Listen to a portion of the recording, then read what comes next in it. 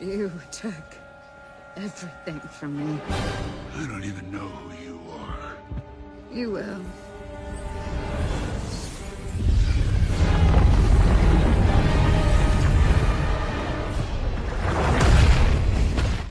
Hello, and welcome to another Marvel Superheroes Standard video here on MTG Arena. Today we're going to be playing some big spells built largely around the Scarlet Witch. She reads, instant and sorcery spells you cast, mana value 4 or greater, cost X less, where X is her power, and she starts off at 2 power.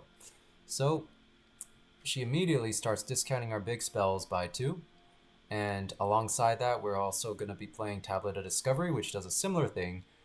You play it, and it can tap for 2 red mana, but only for instant and sorceries. It also has this sort of impulse draw tacked onto it. So both of these essentially ramp you by 2, and it lets you play some of these big spells 2 turns earlier than you normally would be able to. So you play these on turn 3, and you could play like a 6-drop on turn 4. So some of these 6-drops that we have, Season of Weaving, you can choose up to 5 paw prints worth of modes, and each of these modes are pretty relevant. You can draw cards, you can copy your artifacts or creatures, and the last one, you can bounce each non-land, non-token to their owner's hands. Pretty good at resetting opponents' boards if they have a big board.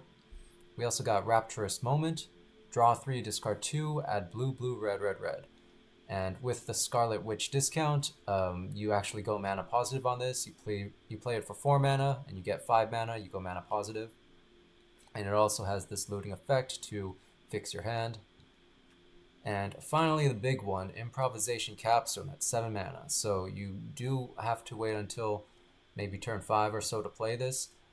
But it reads, exile cards from the top of your library until you exile cards total mana value 4 or greater. You can cast any of them without paying their mana cost. And it also has Paradigm, which means for the rest of the game, you can play a copy of it on your first main phase. So it becomes this inevitable value engine that you get every turn for the rest of the game. So this is the main spell that you're looking to eventually work your way towards after playing Scarlet Witch or Tablet of Discovery. So after getting to the capstone, we have a few ways to win the game in the end. We have the main one is this Thor, God of Thunder. His third ability reads, whenever you cast a non-creature, it deals damage equal to that spell's mana value to any target. And so if you have a capstone set up, you're going to be playing this 7 mana spell plus whatever you get off of it every turn. And if Thor, God of Thunder, sticks around, you are eventually going to be blasting your opponent in the face for tons of damage and closing the game out in 1 or 2 turns. Thor also has this second ability. When they enter, you can exile an equipment, instant, or sorcery from your grave and play it until the end of your next turn. So a good bit of value on ETB and recursion, getting something back from the grave to replay. The next win con here is Crackling Wit, and he reads, whenever you cast a non-creature, you put a loyalty counter on it, and his +1 is to make 1/1 otters with prowess. So again, if you have the capstone set up, you can be making these otters that are growing up to 3, 4, 5 power every turn and hitting your opponent in the face with those. Also, since you're casting all these non-creatures, it's entirely possible to get up to 10 loyalty, ultimate the Rahl, draw 3 cards, and get an emblem giving your instant and sorcery Storm. And with that, you can totally blast your opponent in the face with something like a kicked Burst Lightning. At Storm 4 or 5, you can kick the Burst Lightning, blast your opponent in the face for 20 plus damage. That's a win con. Another win con here is Astrologian's Planisphere. It's an equipment with Job Select, which creates a 1/1 hero token and attaches to it. And also whenever you cast a non-creature or draw your 3rd card each turn, you put a 1/1 counter on that creature. So on its own, it makes this growing threat that grows every time you cast these non-creatures. You can also equip it to your other creatures like Scarlet Witch to make them into a growing threat. Also, they're an artifact equipment, so you can get it back out of the grave with Thor, God of Thunder. You can copy it with Season of Weaving and actually make a bunch of these Planispheres and make a bunch of growing threats if the game ever ends up going to that point. And I think our final backup win con is Great Hall. You can pay 5 mana to turn Great Hall of the Biblioplex into a 2/4 that gets 1/0 every time you cast an instant or sorcery. Not every day that you'll have to use this as your win con, but it is in there just in case. So yeah, those are the win cons. For supporting early game, we have Burst Lightning, already mentioned, good at answering 1 or 2 drops.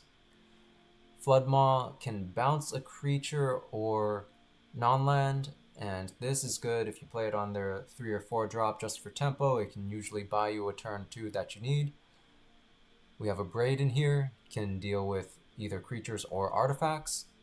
Sazacap's Brew is this looting effect. It reads you discard a card and you also draw 2 cards. And it also has this option to gift a tapped fish to pump a creature you control by 2/0. And so that can work with Scarlet Witch, pump her up to 4 mana, and discount all of your big spells even further. And finally, we have 1 copy Resonating Lute, just to turn all your lands into big mana for your spells. And Ill-Timed Explosion can either draw you cards or wipe the board if you need it. But yeah, that's pretty much the entire deck tech. I would say this deck is alright. It's not going to be, you know, a meta-defining A-tier deck, but it did pretty good. I played this in the unranked play queue just because I wasn't sure how well it would do, and it ended up doing pretty well. I ended up with like a 60-65% win rate, and even though it wasn't the play queue, I was playing against some of them were meta A-tier decks. So definitely once you get the Scarlet Witch set up, the Capstone set up, and you start chaining together big spells, definitely can surprise you just how quickly the games end in your favor. But anyway, that's pretty much it for the deck tech. Yeah, if you like big spells and setting up the Capstone and having this inevitable win con, then you know this deck might be for you. Anyway, that's all for the deck tech, and without further ado, let's go ahead and hop into some games.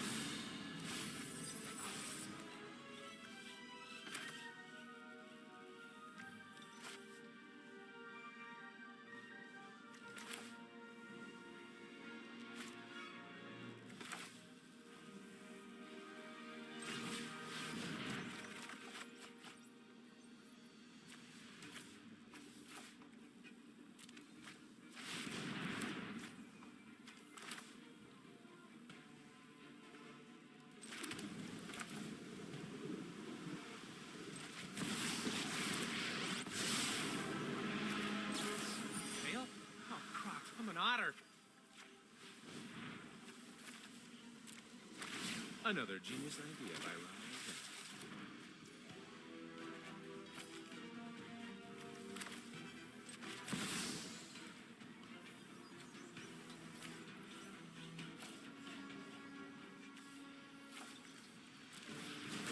I am confident this will work.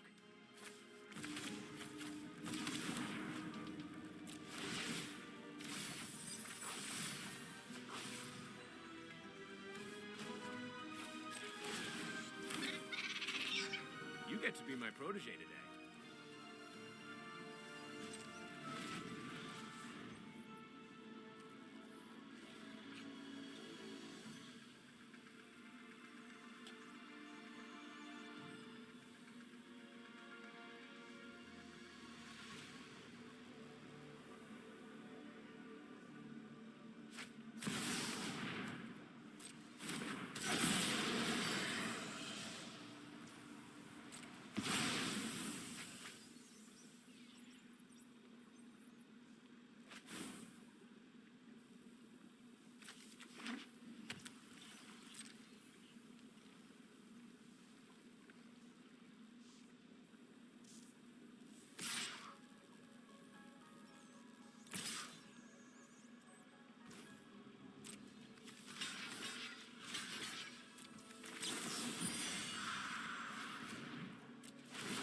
I've calculated exactly what I need.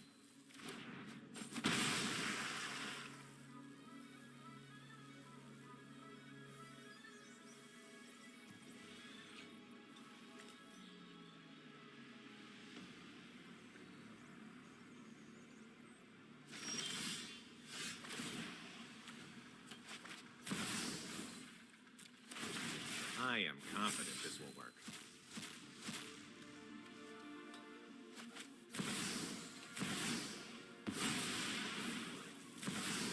Aha! A solution!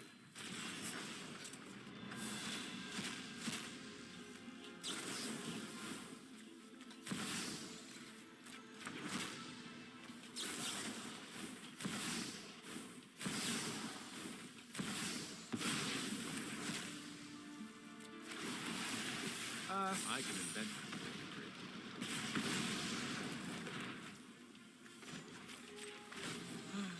There's nothing more beautiful than a sky